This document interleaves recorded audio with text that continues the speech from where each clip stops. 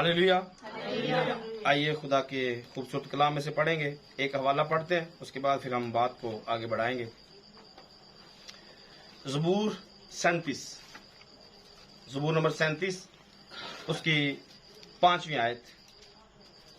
अपनी राह खुदावंद पर छोड़ दे और उस पर तवक्कल कर, वही सब कुछ करेगा। आमीन। हमारे तीसरे साल की स्टडी जारी है। टाइटल क्या है? हुक्म और फर्माबरदारी। आज का चौथा पॉइंट का चौथा नंबर जो पैगाम है, हुक्म और फर्माबरदारी, और ब्रैकेट के अंदर अपना दिन शुक्रगुजारी के लिए खुदा को पेश करना। तो पहला क्या था? अपना बदन, फिर अपना दिल, एतराफ, और फिर अपना सारा दिन खुदा को पेश करना। तो आज हम इसके बारे में डिस्कस करेंगे कि पूरे दिन में जब हमने सुबह के टाइम पे खुदा के सामने आना है, तो हमने खुदा से बातें करनी कैसे हैं, क्या क्या बातें करनी है, और बातें करने के साथ साथ हमने अपने दिल को किस कंडीशन के अंदर रखना है। पॉइंट समझ में आ रहा है कि जब सुबह दुआ के लिए खुदा के हुजूर में आना है, तो अपने बदन को भी पेश करना है, शुक्रगुजारियां भी करनी है, हमदो सना भी करनी है, एतराफ भी करना है, पाकीज़गी के अंदर भी रहना है। लेकिन इसके साथ साथ अगला जो पॉइंट है, अपने पूरे दिन को खुदा के सामने पेश करना है। तो अब दोबारा इस आयत को पढ़ेंगे, ज़बूर 37 उसकी 5वीं आयत।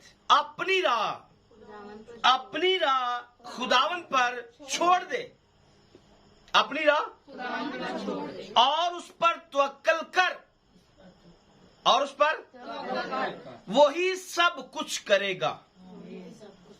क्या लिखा है? आप दुआ कीजिए और दुआ में ये कह दीजिए कि खुदावन सब कुछ करेगा। खुदावन सब कुछ करेगा। यकीन हो सकता है जी? इस बात पर यकीन हो सकता है कि खुदा सब कुछ करेगा। आज हमारी दुआ मेरा ख्याल अच्छी गुजरेगी, आज का जो पैगाम है, क्योंकि आप सब इस बात पर एग्री हैं कि खुदा सब कुछ करेगा। अगली आयत पढ़ते हैं। लिखा है, वो तेरी रास्तबाजी को नूर की तरह और तेरे हक को दोपहर की तरह रोशन करेगा। और 7वीं आयत को 5वीं आयत के साथ लिंक करके पढ़ने। 6ठी आयत मैंने आपके सामने पढ़ दी है, 5वीं पढ़ी है, लेकिन अब 5वीं और 7वीं दोनों को लिंक करके पढ़ेंगे। लिखा है, अपनी राह खुदावंद पर छोड़ दे और उस पर तवक्कल कर, वही सब कुछ करेगा। और 7वीं आयत में खुदावंद में मुतमिन रह, खुदावंद में और सबर से उसकी आस रख, उस आदमी के सबब से जो अपनी राह में कामयाब होता और बुरे मंसूबों को अंजाम देता है, बेजार। आपकी नजर में कोई आदमी ऐसा आता है, पूरे दिन में आता है, कि जो बंदा ठीक नहीं है, जो बंदा बुरे मंसूबे बांधने वाला है, बुरे काम करने वाला है, और उसके काम दुरुस्त नहीं है। बाइबल ने क्या कहा? वो अपने बुरे मंसूबों को अंजाम देता है। मिसाल के तौर पर एक बंदा शराब बेचने वाला है, हमारी आंखों के सामने हमें पता है ये शराब बेचता है। एक बंदा चर्च बेचता है, एक बंदा गालियां निकालता है, एक बंदा हेरा फेरी करता है। हम अपनी आंखों से देखते हैं कि वो ये करता है और उनमें कामयाब भी होता है, अंजाम भी देता है। क्या लिखता है? बेजार, तू बेजार ना हो। अगर वो गलत करता है, अगर वो गलत कर रहे हैं, तो तू बेजार। हमारी सबसे बड़ी प्रॉब्लम यही रही है कि लोग गलत काम कर रहे हैं और हम बेजार हो रहे हैं। लोग गलत कर रहे हैं और हम बेजार होते रहते हैं।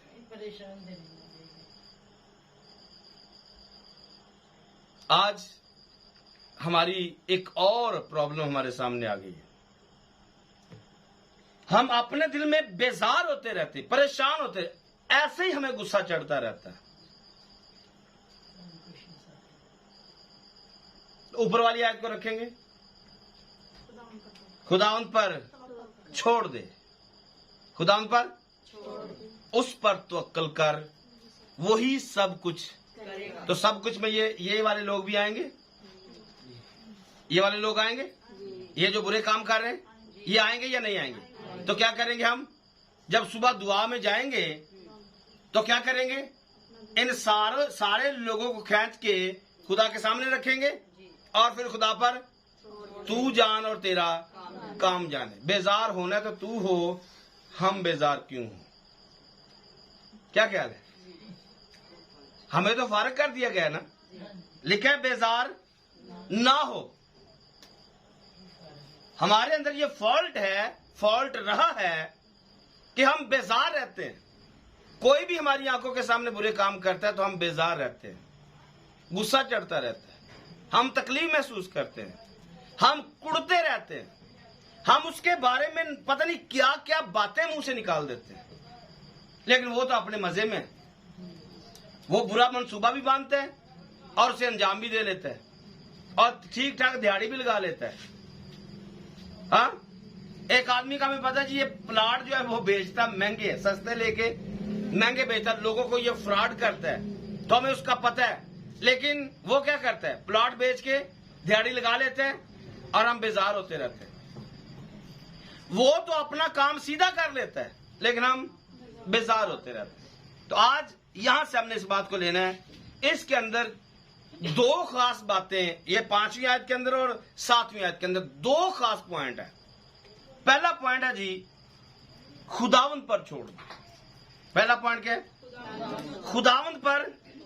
खुदावंद पर ये हमसे होता नहीं है, खुदावंद पर छोड़ा जाता ही नहीं है। आप इसको थोड़ा सा डीपली देखिए। क्या हम खुदावंद पर छोड़ सकते हैं या छोड़ते हैं? कहने को हम मतलब इस पर ईमान रखते हैं, कहने को हमारे दिल में ये एक अच्छी बात आती है कि खुदावंद सब कुछ करेगा। खुदावंद, इस बात का हमें बाइबल पढ़ने से इल्म होता है कि वो सब कुछ करेगा, लेकिन ना तो हम उस पर छोड़ते हैं ना ही हम मुतमिन होते हैं। जब तक हम अपने हाथों से ना कर लें, जब तक हमें आराम आता नहीं। कोई दूसरा कर भी दे फिर भी तसल्ली नहीं आती, फिर भी नुक्स निकाल देते हैं, ये सही नहीं हुआ है। जितना भी अच्छा हो गया हमें पसंद नहीं आया क्योंकि हम मुतमिन नहीं हुए। इसकी मैं कई मिसालें आपके साथ रख सकता हूं। मतलब ये खुदावंद पर छोड़ने पर, खुदावंद पर छोड़ दे। तो अगर मैं मत्ती की इंजील में यहां से लिंक करके आपको ले जाऊं, खाने पीने और पहनने के चक्कर में गैर कौमें रहती हैं। इन चिड़ियों को देखो, कौओं को देखो, ना बोते ना काटते, तो भी तुम्हारा आसमानी बाप इनकी फिक्र करता है या नहीं? और उनको देता है। उन्होंने खुदावंद पे छोड़ा हुआ है? हाँ, उन्होंने छोड़ा या नहीं? हम ऐसे नहीं छोड़ते हैं, हमसे ऐसे नहीं होता है। हमारी इंसानी सोच इस बात पर डायरेक्ट ली जाती है कि यार काम नहीं करना तो खाना कितों में। क्या ख्याल है? काम नहीं करेंगे खावांगे कितों? तो ये एक इंसानी फितरत के अंदर है, यह इंसान की जिबिल्लत के अंदर पाया जाता है और होता भी ऐसे ही है। क्योंकि जो सोचेंगे होना वही है, जैसा सोचेंगे वैसा ही होगा। अब जिसकी सोच ही है कि भाई कमाएंगे तो खाएंगे, तो उसके साथ ऐसा ही होगा, वो कमाएगा तो खाएगा। लेकिन जिसकी सोच ये है कि भाई खुदा देगा, मैं जानवर की बात कर रहा हूं, इंसान की तो नहीं कर रहा हूं, मैं जानवरों की कर रहा हूं। उन्हें पता है कि हमारा बोने वाला तो कोई नहीं है, हमारी ना हमारा कोई मतलब कोई जमीन है जिसमें हम फसल बोएंगे तो वहां से हमारे दादे की इतनी जमीन है या परदादे की इतनी है या मिरास में हमें इतनी मिली है। उनको तो कुछ भी नहीं मिला है, लेकिन उनका तवक्कल, उनका भरोसा, उनकी आस खुदाउन पर है और वो मुतमिन भी रहते हैं। लेकिन इंसान मुतमिन नहीं है। उसकी वजह सुबह दिन का आगाज ही हमारा दुरुस्त नहीं होता है। दिन का आगाज ही हफड़ा दफड़ी में, क्योंकि ड्यूटी पे जाने की जरूरत होती है या जल्दी होती है, और जो ड्यूटी पे नहीं जाते उनको सोने की जल्दी होती है कि थोड़ा कोई 2 घंटे और कोई 2 किलो सौ लिए। क्या ख्याल है? मतलब एक बंदा जिसने ड्यूटी पे जाना है उसने तो जल्दी उठना ही उठना है, और जिसने ड्यूटी पे नहीं जाना वो सोचते 2-3 किलो और सौ लेने हैं, शायद कुछ और ज्यादा एक्स्ट्रा मिल जाए। तो दोनों की सोच एक जैसी है, दोनों ही फंसे हुए। काम वाला ड्यूटी से फंसा है, और वेला बंदा नींद से फंसा है। नींद पूरी होती नहीं। हफ्ते वाले दिन छुट्टी है, आज छुट्टी है राज्य के 3-4 किलो 5 किलो ज्यादा सोना है। ऐसा नहीं होता है। मतलब ये तो दिल में ख्याल आएगा ही नहीं ना कि आज हफ्ते है तो आज 4-5 घंटे ज्यादा दुआ करेंगे। ऐसा तो होता ही नहीं है, क्योंकि इसकी आदत ही नहीं है। दुआ की आदत तो यह है कि सुबह जल्दी काम पे जाना है और जिस दिन छुट्टी है ज्यादा सोना है। ये आदत है। ये आदत बदलेगी कैसे? ये जो आदत हमें पड़ी हुई है कैसे बदलेगी? कि जब ड्यूटी पे जाना है सही जल्दी आंख खुल जाती है। वैसे दुआ के लिए फोन की आवाज कान में आती नहीं है, लेकिन सुबह ड्यूटी पे जाना है तो उसी की आवाज पे बंदा उठता है। नींद ही नहीं आती। वो थोड़ी सी आवाज ही, फिर कूलर का भी बहाना नहीं होता कि कूलर की आवाज ने मोबाइल की आवाज आने नहीं दी है। उस वक्त कौन उठा देता है? फिक्रमंदी है। उस वक्त कौन है जी? वो फिक्र है कि उठने और उठकर जाने। नहीं जाएंगे तो आगे कोई बैठा हुआ है चपड़ासी आपकी बेइज्जती करने के लिए। यहां पर किसी का कोई फिक्र ही नहीं है। हमारे दिन का आगाज ही उलट पुलट तरीके से होता है। खुदावन पर कैसे छोड़ेंगे? कैसे खुदा पर तवक्कल करेंगे? ओ भाई, जब दुआ के लिए हमारे पास वक्त नहीं है, दुआ ही नहीं कर सकते, तवक्कल कैसे कर सकते? क्या ख्याल है? जब दुआ ही नहीं हमसे होती तो तवक्कल खुदा पर कैसे? खुदा पूरा कैसे करेगा? आदत तो हमारी बनी है कि जल्दी ड्यूटी पर जाना है और जब ड्यूटी नहीं है तो सोना है। खुदा इसमें दोनों में किधर है? खुदा दोनों में नहीं है, क्योंकि आप जब सुबह काम पे भाग रहे हो तो अपने पेट के लिए भाग रहे हो, खुदा के लिए थोड़ी भाग रहे हो। और जब ड्यूटी से छुट्टी है तब आप सो रहे हो तो वो खुदा के लिए थोड़ी सो रहे हो। दोनों बातें हमारे साथ लिंक करती है। तो कहां पर हमने खुदावंद पर छोड़ा और कहां पर हमने खुदा पर तवक्कल किया कि वो सब कुछ करेगा? अगर हमारा आज तवक्कल उस पर नहीं है तो सब कुछ पूरा भी नहीं हो रहा है। सब कुछ पूरा भी नहीं हो रहा। जितने फर्द काम करने वाले उतने ही खाने वाले, लेकिन पूरी नहीं पड़ती है। वजह यही है कि हमारा तवक्कल खुदा पर नहीं है, हमारा भरोसा खुदा पर नहीं है, और हम कुछ भी खुदा पर नहीं छोड़ते हैं। हम सब कुछ खुद करना चाहते हैं और अपनी मर्जी से करना चाहते हैं और अपने दिल की ख्वाहिशों को पूरा करते हैं। जैसे हमारा दिल कहता है हम उसके मुताबिक चलते हैं। तो हमने क्या करना है? दिन का आगाज कहां से स्टार्ट करना है? अपना दिन सबसे पहले खुदा को पेश करना है। और दिन के पहले हमने इस बात को लिया, पहले हमने अपने आप को पेश किया हुआ है, फिर हमने अपना दिल खुदा को पेश किया है, एतराफ किया है, अपनी कमजोरी का इकरार किया है, पाकीज़गी को मांगा है, और इसके साथ फिर हमने दिन का जब आगाज करना है तो दिन के आगाज में सब कुछ खुदा पर छोड़ना है। खुदा जो करेगा वो अच्छा करेगा, और अगली 7वीं आयत में लिखा है उसमें मुतमिन रहना है कि जो जब आपने कह दिया है कि ये होगा या ये करना है तो आपने कह के बिल्कुल मुतमिन हो जाना है। अब खुदा की जिम्मेदारी है कि वो करेगा, वो अब हम पहले नंबर पर तो खुदा को कुछ कहते ही नहीं है, क्योंकि वक्त ही नहीं होता, टाइम नहीं है, ड्यूटी पे जाना है, जल्दी जाना है, या फिर हमारे पास टाइम नहीं है कि जल्दी उठ के दुआ कर ले क्योंकि ज्यादा सोना है। तो कुछ भी हम खुदा पर छोड़ते नहीं है, कुछ भी खुदा पर। इसलिए मुतमिन भी, अगर मुतमिन नहीं है, खुदा पर छोड़ा नहीं है, तो खुदा को फिक्र भी किसी बात की नहीं है, क्योंकि जब आपने कुछ उस पर छोड़ा ही नहीं, उसको कुछ दिया ही नहीं, वो फिक्रमंद किस बात का होगा।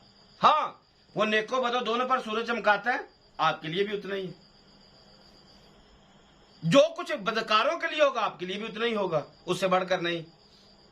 ये एक पर्सनल हमारा खुदा के साथ रिलेशन है कि जब कोई चीज खुदा के हाथ में दे दी जाती है, महफूज हो जाती है, बढ़ना शुरू हो जाती है। और हमारी ये नालायकी है, आदत नहीं है कि हम खुदा के हाथ में कुछ दें, ये आदत नहीं है। हमने इस आदत को अपनाना है। और याद रखिए, ये ऐसे ही है कि जैसे कंप्यूटर के अंदर आप एक नया फोल्डर बनाते हैं। पहले नहीं था, फोल्डर क्रिएट करना है, नया फोल्डर क्रिएट करना है, और उस फोल्डर के अंदर जितना आप ज्यादा मटेरियल रखते जाएंगे, उसके रिलेटेड वो चीजें उसमें महफूज होती जाएंगी। दुआ का फोल्डर आपको जहन में, दिल में बनाना पड़ेगा, और उसके अंदर ये सारे पॉइंट जो आपको बता रहा हूं, ये सारे के सारे पॉइंट उस फोल्डर के अंदर डालने पड़ेंगे, ताकि जब भी आप दुआ में झुके और दुआ के अंदर जब ये आपका दुआ का फोल्डर खुले, तो ये पॉइंट सारे आपके सामने आए और आपकी दुआ ज्यादा हो, और फिर खुदा के साथ सब कुछ खुदा के सामने आप उसको पेश कर सके, उसके हाथ में दे सके। और अगर ऐसा नहीं करेंगे तो जैसा चल रहा है वैसे तो चलता ही रहेगा। तो मैंने आपके सामने दो चीजें रखी, यही दो चीजें, जो दो पॉइंट मैंने आपके सामने रखे, खुदावंद पर छोड़ दे और मुतमिन रह। खुदावंद पर छोड़ दे और मुतमिन। मुझे और आपको यही दो अल्फाज सीधा आसमान की बादशाही के अंदर इंटर कर सकते हैं, खुदावंद पर छोड़ने से और उसमें मुतमिन रहने से। यूं समझे कि ये आसमान की बादशाही में जाने का एक दरवाजा है जो आपके लिए खुल जाता है। खुदावंद पर छोड़ना और उसमें मुतमिन रहना। दो अल्फाज कहां तक ले जा सकते हैं? आसमान की बादशाही में। ये हमारे लिए दरवाजा है, या दरवाजा खोल सकते हैं, क्योंकि जब कोई शख्स खुदा के साथ रहता है, खुदा पर छोड़ता है, तो खुदा पर छोड़ने वाला, खुदा पर बिलीव करने वाला आसमान की बादशाही का वारिस हो सकता है। आप सारी बातें इसी एक पॉइंट के ऊपर रखें, खुदा पर छोड़ दे। पतरस को पकड़िए, याकूब को पकड़िए, मत्ती को पकड़िए, ज़कई को पकड़िए, जितने भी यीशु मसीह के पीछे लोग आए, इन्होंने क्या किया? इन्होंने खुदा पर छोड़ दिया। इन्होंने नहीं फिक्र किया कि यीशु के पीछे जाएंगे तो पीछे घर कौन चलाएगा। तोमा ने यीशु पर, खुदा पर छोड़ा। वो बड़े सगीर एशिया, बड़े आजम एशिया में, यहां पर हमारे पास एशिया में पहुंचा, उसने पीछे कुछ भी नहीं सोचा पीछे क्या होने वाला है। उसने खुदा पर छोड़ा है, और खुदा पर छोड़कर वो मुतमिन रहा है, इत्मीनान के अंदर था। उसे पता था कि अगर मैं खुदा के काम के लिए गया हूं तो खुदा पीछे सब कुछ करेगा। और ज़कई को देखिए, ज़कई या मत्ती को देखिए, मसूल की चुंगी वाले लोग, मसूल वाला पैसा खरीदने वाले, लेने वाले लोग, अय्याशियां करने वाले लोग, कुछ भी नहीं करते थे, अय्याशी के साथ जिंदगी बसर करते थे। इन्होंने जब खुदावंद पर छोड़ा है तो इनकी सारी जरूरतें पूरी हुई। मसूल की चुंगी पर बैठकर माल इकट्ठा किया जा रहा है, पर यीशु के पास आकर माल बिखेर दिया जा रहा है। क्यों? क्योंकि अब खुदावंद पर छोड़ दिया। खुदावंद सब कुछ करेगा। अब इनके पास मौजूद है ऑप्शन कि मुझे मसूल की चुंगी पर बैठने की जरूरत नहीं है, मुझे वो गलत पैसा घर में लेकर आने की जरूरत नहीं है, बच्चों को, बीवी को कुछ गलत खिलाने की जरूरत नहीं है, क्योंकि अब खुदावंद सब कुछ करेगा। और खुदावंद सब कुछ अब करता है तो कितनी मिसालें आपके सामने रखूं। खुदावंद 4,000 को, 5,000 को 5 रोटियों से खाना खिला सकता है। ये खुदावंद पर तवक्कल करने से है, खुदावंद पर छोड़ने से है। मैंने कहा हम कुछ भी उस पर छोड़ते नहीं हैं। हम अपनी फिक्रें खुद अपने ऊपर लेकर रखना चाहते हैं। लेकिन यहां पर हम इस बात को सीख रहे हैं, खुदावंद पर छोड़ने, खुदावंद पर छोड़ दे। और चौथी आयत में ऊपर लिखा हुआ है, खास आयत है, खुदावंद में मसरूर है, खुदावंद में, और वो तेरे दिल की मुरादें पूरी करे। खुदावंद में मसरूर, उसमें हमने जैसे यीशु मसीह ने कहा, डाली तू मेरी डालियां हो, और डाली जैसे दरख्त के अंदर कायम रहती है, अगर वो उससे अलहदा है, वो सूखी हुई है, तो मसरूर रहना कैसे? जैसे एक डाली दरख्त के अंदर व्यवस्था है, जुड़ी हुई है, इसको मसरूर कहना है। डाली अलहदा नजर ना आए, क्योंकि अगर डाली अलहदा नजर आएगी तो जिंदगी जो है वो डाली तक नहीं पहुंच सकेगी, सूख जाएगी। तो खुदावंद में मसरूर रहना, उसमें ऐसे जैसे डाली दरख्त के अंदर जुड़ी रहती है, हमने वैसे, जब वैसे रहेंगे तो लिखा तेरे दिल की मुरादें पूरी होंगी। प्रॉब्लम हमारे अंदर यही है, हम खुदावंद में मसरूर भी नहीं रहते, और अगर खुदा में मसरूर नहीं है तो राहें भी खुदा पर नहीं छोड़ते, और जब राहें खुदा पर नहीं छूटती फिर तवक्कल भी उस पर नहीं है, और वो सब कुछ करता भी नहीं है। हाँ, शरीरों के लिए, रास्तबाजों के लिए, दोनों के लिए, जब बारिश बरसाएगा तो दोनों के लिए बरसा देगा, सूरज चमकाएगा तो दोनों के लिए चमका देगा। खुराक की बारी आएगी तो खुराक तो वो जानवरों को भी देता है, इंसानों को भी देता है, क्योंकि वो मालिक है। लेकिन कुछ स्पेशल जो है वो स्पेशल लोगों को ही मिलता है। बरकतें स्पेशल लोगों को ही मिलती हैं, जो अपने आप को खुदा के हवाले करते, उसमें सबमिट करते हैं। अगर हम नहीं करते तो फिर बदले में वो भी नहीं करता है, उतना ही है जितना आम लोगों के लिए। आमीन। चंद एक बातें और पढ़ लेते हैं ज़बूर की किताब में। ज़बूर 22 है, ज़बूर 22 और उसकी 8 नंबर आयत। तूने मुझे दुश्मन के हाथ, ज़बूर 22 8 नंबर आयत। अपने को खुदावंद के सुपुर्द, क्या लिखे? अपने को खुदावंद के सुपुर्द कर दे, वही उसे छुड़ाए। अपने को खुदावंद के सुपुर्द कर दे, वही उसे छुड़ाए। जबकि वो उससे खुश है, जबकि वो उससे खुश है तो वही उसे छुड़ाए। तो वही उसे छुड़ाए। पर तू ही मुझे क्या लिखे? पर तू ही मुझे पेट से बाहर लाया, जब मैं शीरख्वार ही था, तो तूने मुझे तूने मुझे तवक्कल करना सिखाया। मैं पैदाइशी से तुझ पर छोड़ा गया, मेरी माँ के पेट ही से तू मेरा खुदा है।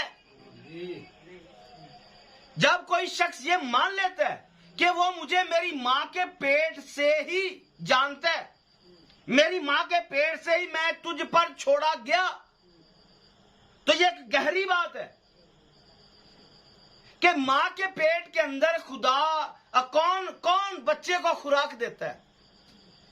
मैं तुझ पर छोड़ा गया, मैं एक बेतरतीब मादा था, तो मैं तेरी वजह से ही तो मेरे ये कान बने, मेरा नाक बना, आंखें बनी, आईब्रो बने, मेरी जुबान, होंठ, दांत, ये मेरे पूरा जो बदन का एक एक अज़ा है, ये तेरी वजह से बना है।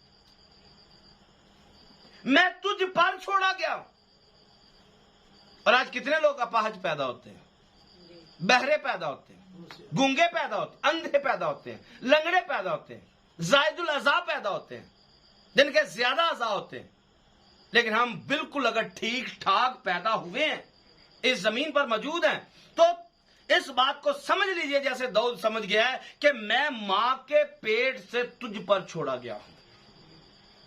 और जब उसने इस बात को समझ लिया तो तब उसने कहा, शीर खार था जब मैं, तो तूने मुझे तवक्कल करना सिखाया। जब मैं अभी दूध पी रहा था, तो दूध कहां से आया? हाँ, दूध कहां से आया?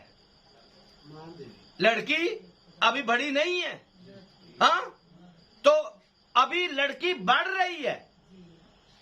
कभी आने वाले दिनों में कोई बच्चा वो पैदा करेगी, दूध के लिए खुदा पहले से उसका बंदोबस्त करके रखता है। ये गहरी बात है, मैंने कहा इसको समझिए, डीपली समझिए। लड़कियों को, औरतों को अलहदा से अभी बच्चा तो पता नहीं कितने सालों बाद पैदा करेंगी, तो जो सालों बाद बच्चा पैदा होने वाला है उसके दूध का बंदोबस्त बहुत पहले खुदा कर रहा है। हमने शायद अपने बदलों को कुछ और समझा हुआ है, लेकिन खुदा ने किसी और पॉइंट के लिए बनाए हुए हैं। क्या लिखता है? जब मैं शीर ख्वार ही था तूने मुझे तवक्कल करना सिखाया। तवक्कल कैसे करना सिखाया? क्योंकि मां के अंदर दूध कौन डालने वाला है? इस गोश्त के अंदर दूध कैसे आ जाता है? हाँ, इस बदन के अंदर दूध कैसे आ जाता है? कौन लेके आने वाला है? खुदा। तो समझिए कि अगर एक लड़की के बदन में वो दूध डाल सकता है एक बच्चे के लिए, और क्या वो आज एक बच्चे बड़े को वो रोटी नहीं खिला सकता है? लेकिन हमारा तवक्कल इस बात पर कभी गया ही नहीं है, कभी सोचा ही नहीं है कि एक बच्चा अभी बाद में पैदा होगा, दूध पहले खुदा दे देता है। तो क्या हमारे लिए रोटी का इंतजाम नहीं करेगा? हमारे लिए खाने का इंतजाम नहीं करेगा? हमारे लिए हमें कौन सी इतनी ज्यादा फिक्रें पड़ी हुई हैं कि हम दुआ भी नहीं कर सकते? हाँ, किस बात की जल्दी हमें लगी हुई है? हम दुआ तक नहीं कर सकते। कहां पर हमारा तवक्कल है? दाऊद तो वहां से तजर्बे को लेता है कि जब मैं मां के पेट में था मैं तुझ पर छोड़ा गया हूं, जब मैं दूध पी रहा था तो तूने मुझे तवक्कल करना सिखाया है। आज हम दूध पीने से भी निकल के रोटियां खा रहे, गोश्त खा रहे, सब कुछ खा रहे हैं, लेकिन तवक्कल फिर भी खुदा पर नहीं बना है। कोई कमाया है या नहीं कमाया है, फिर भी खाने को मिल रहा है, फिर भी तवक्कल खुदा पर बना नहीं है। तो हमने अपने अंदर इस बात को जांचना है, देखना है कि मेरा तवक्कल कहां पर है, कितना मेरा खुदा पर तवक्कल है। मैं दाऊद का तवक्कल आपके सामने रख रहा हूं। खुदा पर तवक्कल करता है और वो जान गया कि मुझे मां के पेट से मैं तुझ पर ही छोड़ा गया हूं, तो आज भी हम उस पर ही छोड़े गए। तो आज ही मुझे खुदा ने एक पैगाम दिया सुबह, वो मुमकिन है कि शायर बानी पर शायद वो पेश किया जाएगा। इंसान बेहतरीन हालत में भी बेसबात है। इंसान बेहतरीन हालत में भी बेसबात है। बेसबात का मतलब होता है कमजोर है। जब बंदा अपने आप को ठीक ठाक समझता है ना, तब भी बंदा कमजोर होता है। तो इस पर जो बातें मुझे खुदा ने आज दी हैं वो जरूर मैं आपको शायर बानी के टाइम पे जरूर सुनाऊंगा जो खुदा ने मुझे दिया है। लेकिन मैं आपको सिर्फ ये कहना चाहता हूं कि जब अभी पैदा भी नहीं हुए खुदा तब से हमारी फिक्र करता है और वो सारी जरूरतों को पूरा करता है। लेकिन हमारे पास इतना वक्त नहीं है कि हम अपने आप को उसके साथ जोड़ के रख सके। हम अलहदा फिरना चाहते हैं, वो अलहदा फिरना चाहता है।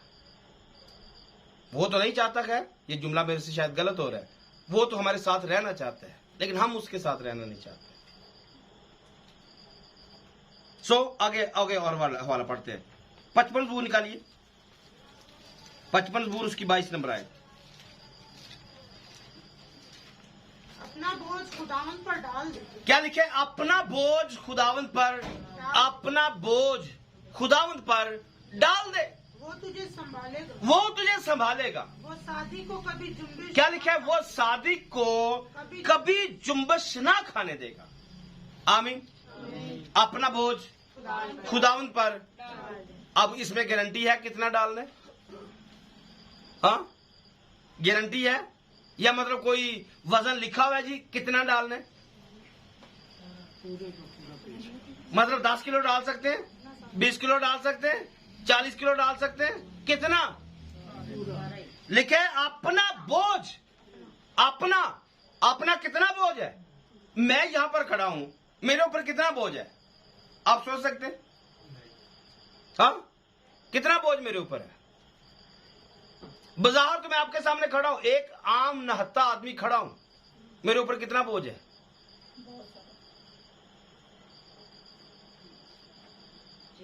बोलिए।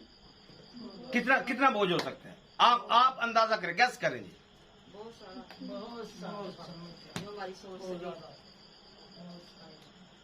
खुदा ने एक ही लफ्ज में लिखे अपना बोझ। मैं आपको कुछ चीजें गिन के दिखाता हूं। इस घर को चलाना है, इस घर को कितना पैसा चाहिए?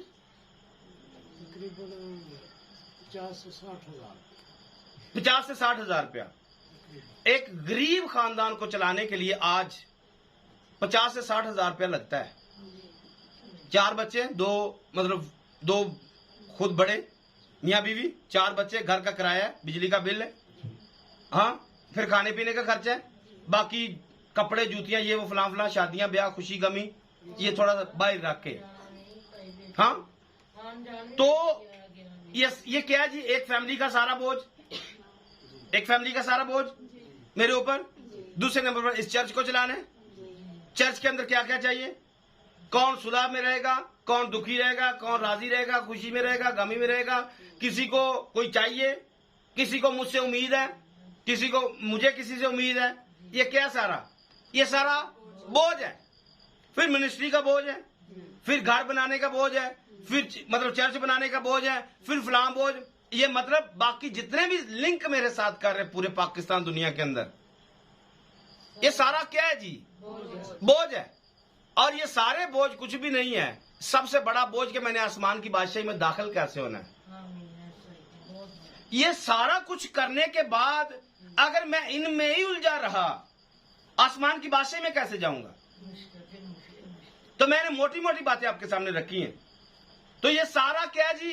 सारा बोझ। तो इसमें से खुदा ने मुझे बोला कितने रखना, कितने घर का रखना है, या चर्च का रखना है, मिनिस्ट्री का रखना है, कितना रखना है? सारा ही। मेरे ऊपर जितना भी बोझ है मैंने क्या करना है? उठाना है, और उठाकर उसके ऊपर रखना है, और खुद मैंने मुतमिन रहना है। कितना बड़ा वादा है, हाँ, कितना बड़ा वादा है। शादी आएगी, मैंने क्या करना है? बोझ उठाना है, उसके ऊपर। फौतगी हो गई, बोझ उठाया, उसके ऊपर। नए कपड़े लेने हैं, बोझ उठाया, उसके ऊपर। घर बनाना है, बोझ उठाया, उसके ऊपर।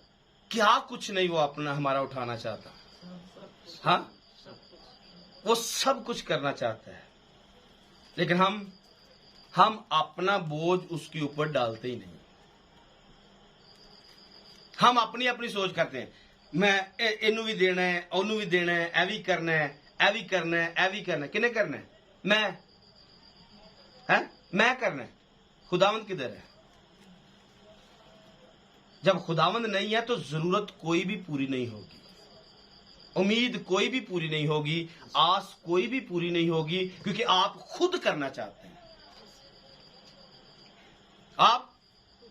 मैंने कितनी बातें आपके सामने रखी।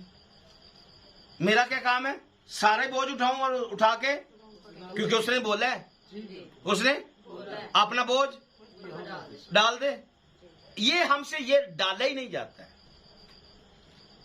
ये हमारा अपना बोझ हम खुद उठाना चाहते हैं। कैसा लग रहा है? ये हमारी हालत है। हम खुदा पर कुछ भी नहीं छोड़ते।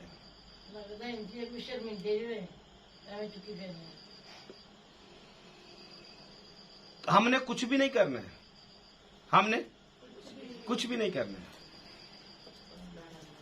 करना किसने? खुदा ने करना है। और जब खुदा करता है तो फिर बेहतरीन करता है। खुदा करता है। हमारे बाप चले गए दुनिया से, अचानक की बात आ गई है, कोई पैसा जोड़ के नहीं गए, हाँ, कोई पैसा जोड़ा नहीं है, लेकिन एक मिसाली जनाजा और एक मिसाल इस इलाके में भी और हमारे रिश्तेदारों में कायम है। इस बात के लिए क्या वो जमा करके गए थे कि ये मेरे बच्चे करेंगे, ये पैसा इस्तेमाल कर लेंगे? हाँ, उन्होंने क्या किया? मेरे मुताबिक तो उनका भरोसा खुदा पर ही था। तो जब उन्होंने खुदा पे छोड़ा है तो क्या हुआ है? उनकी भी इज्जत कायम है, आज भी कायम है, और उनकी औलाद की भी कायम है। क्योंकि उन्होंने खुदा पे छोड़ा हुआ है और खुदा ने सब कुछ करके दिखाया, लेकिन हम अपना सब कुछ करना खुद चाहते हैं। लिखा है अपना बोझ खुदावंद पर डाल दे, वो तुझे संभालेगा, वो तुझे संभालेगा। और आगे लिखा है वो सादिक को कभी जुम्बश ना खाने देगा।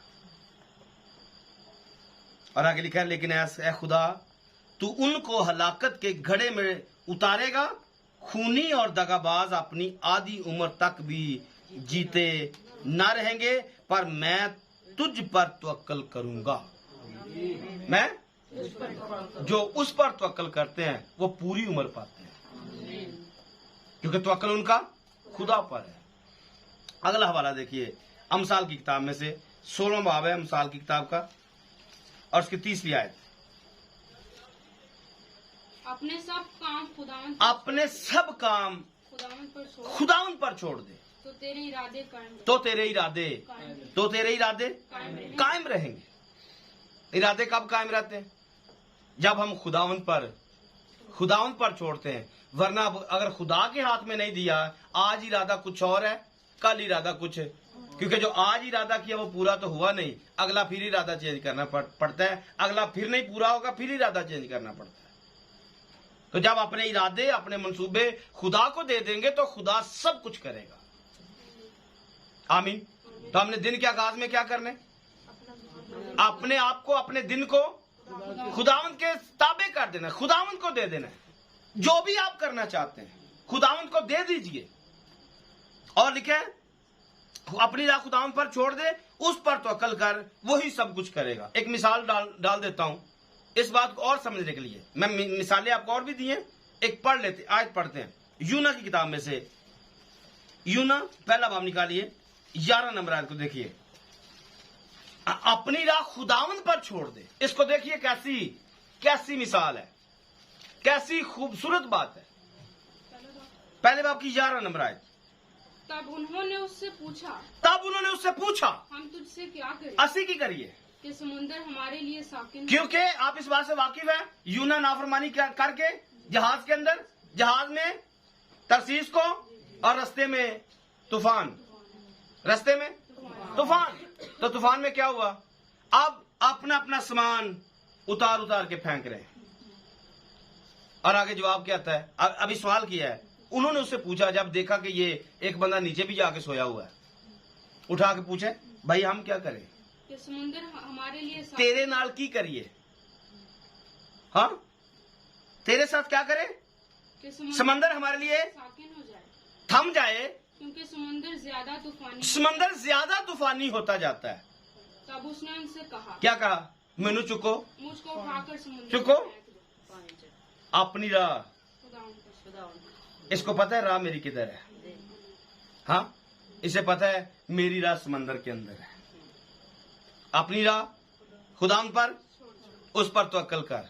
उसे पता था कि मैं अगर इसमें जाऊंगा तो मर भी जाऊंगा, क्योंकि समंदर में जाने, लोग जहाज में बैठे डर रहे हैं, तूफान बहुत ज्यादा है।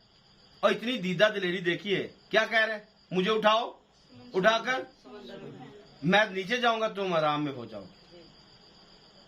तो इस पूरी आयत को देखिए, खुदावंद पर छोड़ दे, उस पर तवक्कल कर, वही सब कुछ करेगा। खुदावंद में मुतमिन रहे और सब्र से उसकी।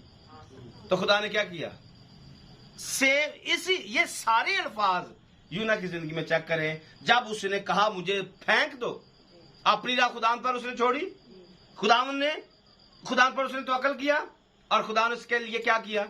हम इस बात को जानते हैं कि मछली वहां पर, खुदा उसी वक्त उसने बनाई, उस मछली को वहां पर रखा ताकि इस मेरे बंदे को उठाए और उसे अपनी मंजिल पर छोड़ के आए। और उसने सब्र से आस रखी है।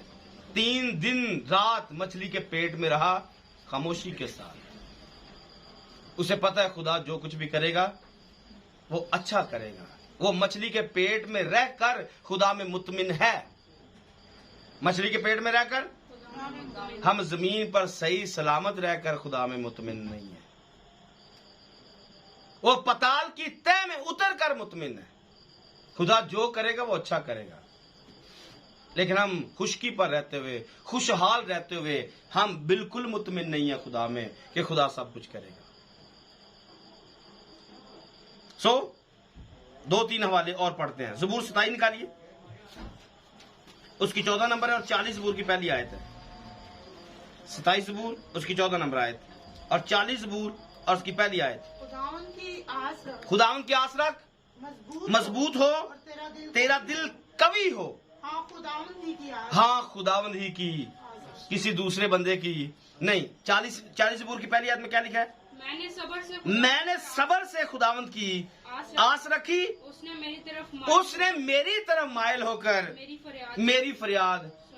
जब हम उसकी तरफ मायल होते वो फिर सुनता है।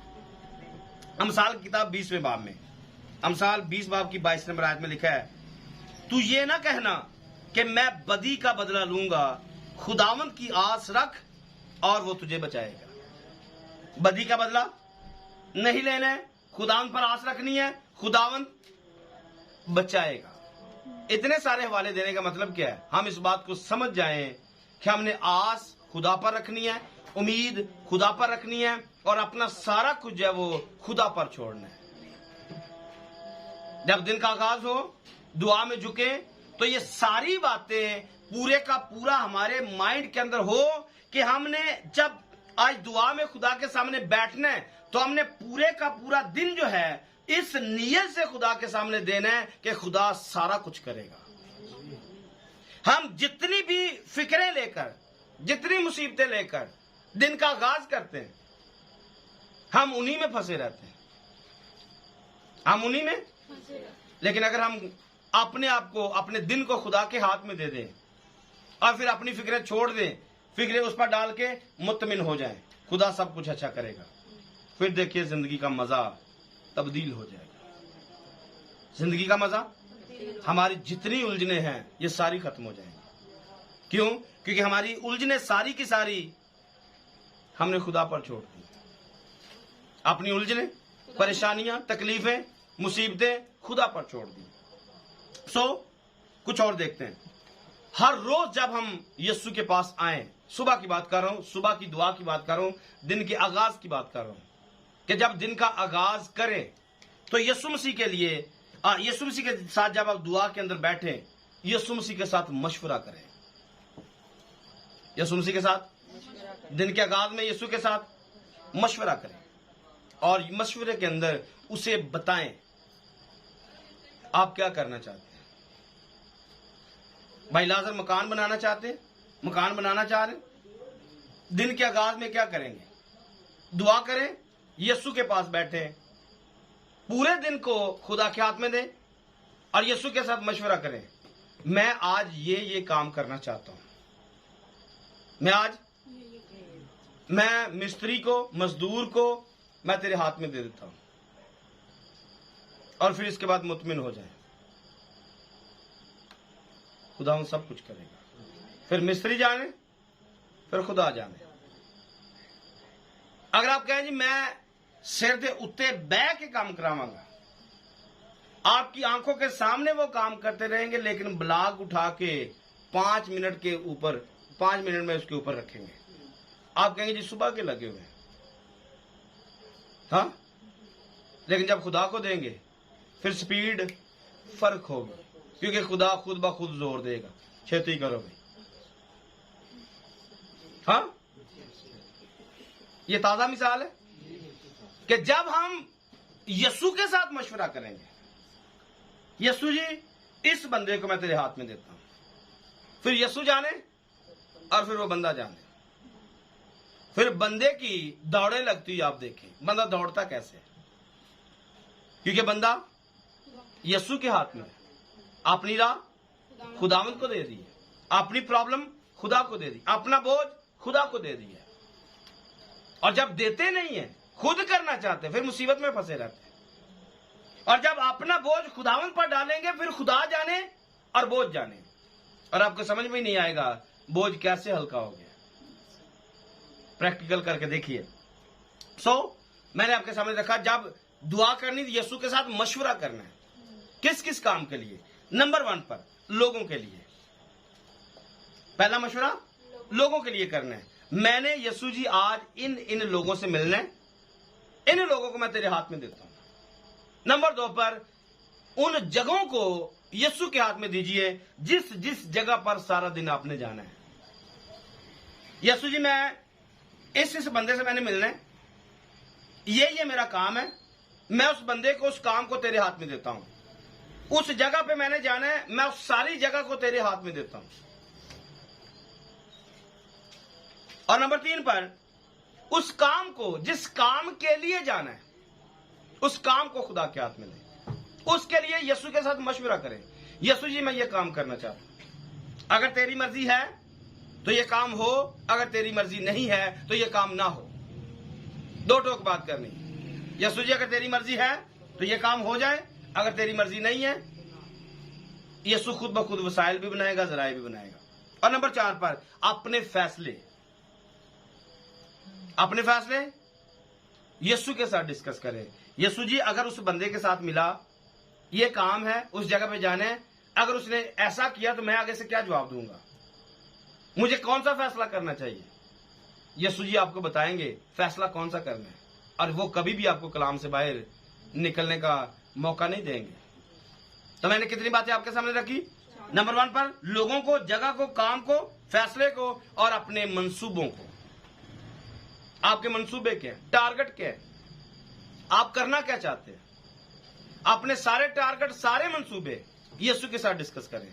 यीशु ये काम हो गया, इतना काम हो गया, इसके लिए तेरा शुक्र करता हूं, अभी इतना काम बाकी है, इसके लिए क्या करना चाहिए, क्या क्या चीजें दरकार हैं, सारी यीशु के साथ मशवरा करें। और इसके बाद अपनी जरूरतें, मंसूबे जो पूरे करने, उसके लिए जरूरत पड़ेगी, ये चीज यीशु जी चाहिए।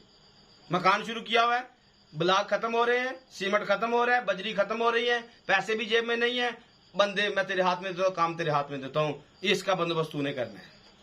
क्योंकि उसने क्या बोला, अपना बोझ तो बोझ जितना भी डाली आओ। क्या ख्याल है, मुश्किल थोड़ी है, मतलब रेत खत्म हो रही है, बजरी खत्म हो रही है, ब्लॉक खत्म हो रहे हैं, यीशु को सुबह जाते ही कह दें यीशु ये चीजें चाहिए, मेरे जाने तक सारी चीजों का बंदोबस्त कर दे, करेगा वो। क्यों? क्योंकि उसने बोला है अपना बोझ मुझे तुम्हारी फिक्र है। करके तो देखें, मजा आएगा। जरूरतें कैसे पूरी होती हैं, उसके साथ दोस्ती बना के तो देखिए, उसे अपने साथ मिला के तो देखिए, क्या कुछ वो नहीं करेगा। पिछले दिनों में पैगाम सुनाया था इशायर बानी का, मैं मोहब्बत से खौफजदा हूं, जब उसने बेटा ही दे दिया, जब उसने और वो क्या कुछ ना देगा, क्या कुछ ना देगा। मांग के तो देखिए, जान तो नहीं कहेंगे क्योंकि उसने पहले ही दे दी, जान तो उसने। आज के सारे ही मतलब खास लोग वो ये कहते हैं मांग के वे जान भी दे देंगे, पर देंदे दूंदे उसके बारे में ऐसा नहीं कह सकते। उसको तो कहना ही शायद बुरी बात है, क्योंकि उसने पहले ही जान दे दी है, जान उसने पहले दे दी, अब मांगो और क्या क्या चाहिए, देगा। और अपने दुश्मनों के लिए खास दुआ करें। अपनी जरूरियत के बाद 7वां पॉइंट मैंने लिखा है, अपने दुश्मनों को खुदा के हाथ में दे दें।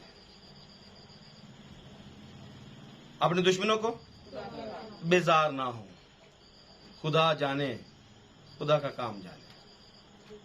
अपने दुश्मनों को खुदा के हाथ में दे दें, क्योंकि ऐसा हमने शुरू में पढ़ा है, लिखा है खुदावंद में मुतमिन रहे और सब्र से उसकी आस रख, उस आदमी के सबब से जो अपनी राह में कामयाब होता और बुरे मंसूबों को अंजाम देता है, बेजार। अगली आयत पढ़ देता हूं, कहर से बाज आ, कहर से और गजब को छोड़ दे, बेजार ना हो, इससे बुराई ही निकलती है। बेजार होगा, इससे कैसे निकलेगी? जब कुड़ेंगे तो कुड़ना मन है, तो जैसे हम कुड़ेंगे, हम बेजार होंगे, कुड़ेंगे, हम गुनाह करेंगे, बदी करेंगे, चुगलखोरी भी कर जाएंगे, फिर नाहक बातें भी कर जाएंगे, तो इससे बदी निकलती है। और नामियात में लिखा है, क्योंकि बद किरदार काट डाले जाएंगे, लेकिन जिनको खुदावंद की आस है मुल्क के वारिस होंगे, क्योंकि थोड़ी देर में शरीर नाबूद हो जाएगा, तू उसकी जगह को गौर से देखेगा पर वो इनसे बेजार होने की जरूरत नहीं है। ये चंद दिन के मेहमान होते हैं। ये शरीर लोग चंद दिन के मेहमान हैं। इनको खुदा के हाथ में दीजिए, अपने दिन का आगाज कीजिए। आमीन। रोजमर्रा की जिंदगी में कई ऐसी बातें हमारी जिंदगी में आती हैं जिनको हम पूरा होता हुआ नहीं देखते हैं। मंसूबे तो बांधते हैं लेकिन वो पूरे नहीं होते। इसकी वजह एक हवाला पढ़ेंगे, टाइम हो चुका है, इसको हम क्लोज करते हैं। रोमियो के खात में आइए, 8वें बाब की 28 नंबर आयत को देखिए। और हमको मालूम है सब चीजें मिलकर खुदा से मोहब्बत रखने वालों के लिए भलाई पैदा करती हैं। यानी उनके लिए, किन के लिए? जो खुदा के इरादा के मुआफिक बुलाए गए। आमीन। अगर कुछ नहीं हो रहा, कुछ अच्छा नहीं होता है, आप खुदा के हाथ में भी देते हैं फिर भी अच्छा नहीं हो रहा है, तो ये खुदा की मर्जी को समझिए कि वो अच्छा खुद ही नहीं होने दे रहा है। क्यों? क्योंकि वो जो लोकल चल रहा है, खुदा उसमें से भी हमें सिखाना चाहता है, उसमें से भी हमें, और कुछ ना होने की सूरत में भी वो चाहता है कि हम उस पर तवक्कल करें। जैसे दानियल की किताब में हमारा खुदा आग से बचाने की कुदरत रखता है, अगर ना भी बचाए तो भी तेरी मूरत को सजदा, अगर नहीं होगा तो कोई प्रॉब्लम नहीं है।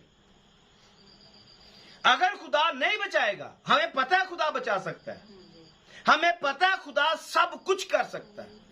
अगर कोई बंदा ठीक नहीं हो रहा तो इसका हरगिज ये मतलब नहीं है कि वो ठीक हो नहीं सकता। खुदा उसे ठीक कर सकता है, पर खुदा उसे ठीक होने नहीं दे रहा या नहीं उसे ठीक कर रहा, तो उसके पीछे वजह हमारी आजमाइश भी एक सूरत में कि हम कायम रहते हैं या नहीं रहते, हम तवक्कल करते हैं या नहीं करते। तो खुदा से मोहब्बत रखने वालों के लिए सारी चीजें कौन जानता है कि जब हम दुआएं कर रहे हैं, बीमार अच्छा नहीं हो रहा, बंदा सही नहीं हो रहा, पीछे कौन जानता है कि शैतान और खुदा जंग लड़ रहे हैं। हाँ, खुदा से कह रहा है ये बंदा मेरा दुआ में झुका हुआ है, ये मेरे साथ कायम रहेगा, ये मुझ पर तवक्कल करता है, और वो ऊपर से कहेगा मैंने शिफा नहीं हो मिलन देनी। बंदा नीचे से बेजार हो जाता है।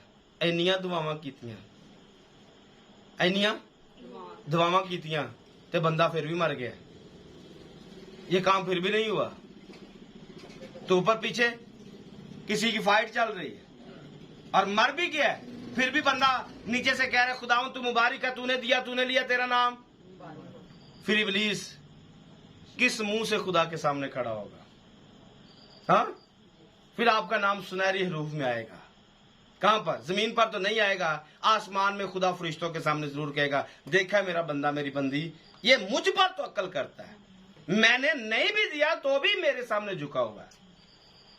तो हम शायद ये चाहते कि बस मिल जाए, मिलेगा तो शुक्रगुजारी करनी है, मिलेगा तो हम खुश रहेंगे, नहीं मिलेगा तो हम नाराज रहेंगे।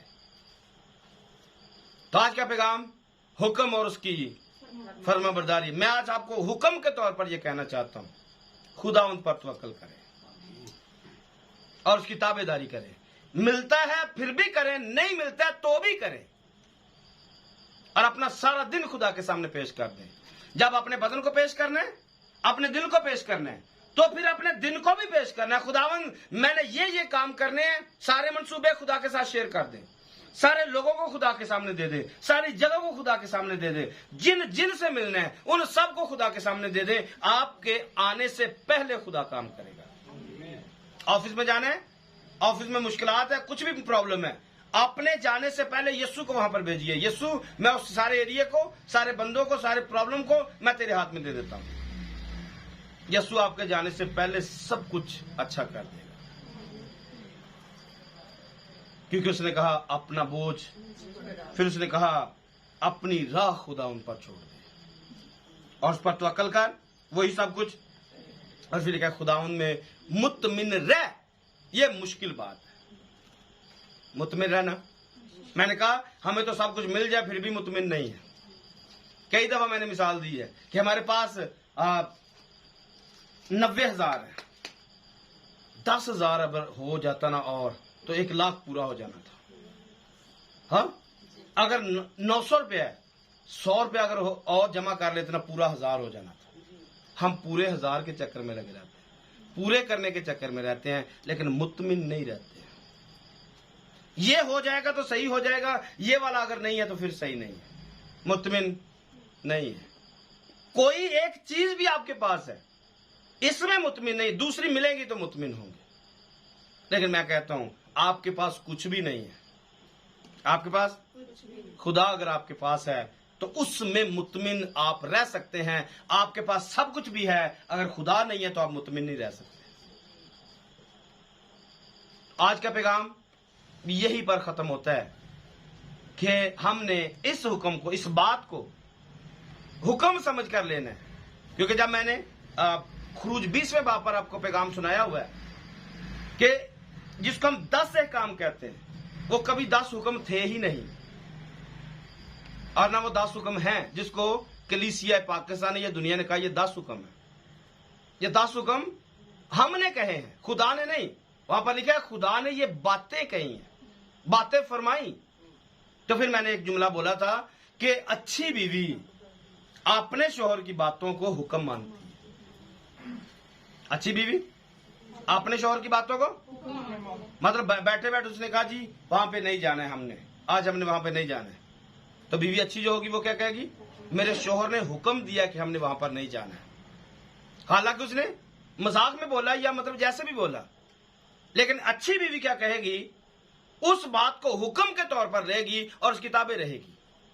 तो मैं आज आपको ये बातें जो मैंने आपके सामने शेयर की हैं, अगर आप अच्छे हैं, अगर आप ताबे फरमा हैं, आपको इन बातों को हुक्म मानकर इनकी ताबेदारी करनी है।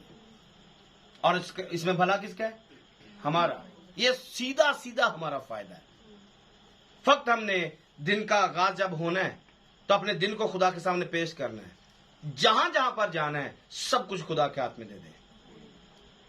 गाड़ी को अपनी गाड़ी को अपने खुदा के हाथ में दें, अपने आप को खुदा के हाथ में दें, सफर को खुदा के हाथ में दें, और अपने तमाम जितने भी काम करने वाले लोग हैं जिनके साथ आपने मिलना है सबको खुदा के हाथ में दें। जिंदगी आज के इस पैगाम के वसीला से आपकी जिंदगी बदल जाएगी, आपका जीने का अंदाज बदल जाएगा, और जिंदगी में सुकून भी आएगा, मुतमिन भी हो जाएंगे। आमीन। सो आपने इस बात को समझा है, हमने दुआ की आदत अपनानी है, दुआ की आदत अपनानी है। और इसके अंदर पॉइंट कितने कितने आपको मिल रहे हैं, किस किस को दुआ में ऐड करना है, क्या क्या ऐड करना है। आप समझेंगे दुआ स्टार्ट करेंगे, दुआ खत्म नहीं होगी, कई घंटे भी गुजर जाएंगे। वो रट्टी रटाई बातें, वो रट्टी रटाई चीजें जो आप शुरू से रट्टी रटाई बातें करते आ रहे हैं, इनसे जान छूट जाएगी और बहुत कुछ नया आएगा, बहुत सारी बरकतें आपकी जिंदगी में नहीं आएंगी। और ये 2 अल्फाज जो आज मैंने आपके सामने रखे हैं, खुदावंद पर छोड़ दे और मुतमिन रह, यही 2 अल्फाज आपको आसमान की बादशाही का वारिस बना देंगे। आमीन। आइए अपनी आंखें बंद करेंगे, सर को झुकाएंगे, खुदावंद के हुजूर शुक्रगुजारी की दुआ करेंगे। Praise the Lord, hallelujah, hallelujah. खुदा बाप तेरा शुक्र, यीशु तेरी स्ताइश, hallelujah, praise the Lord, hallelujah.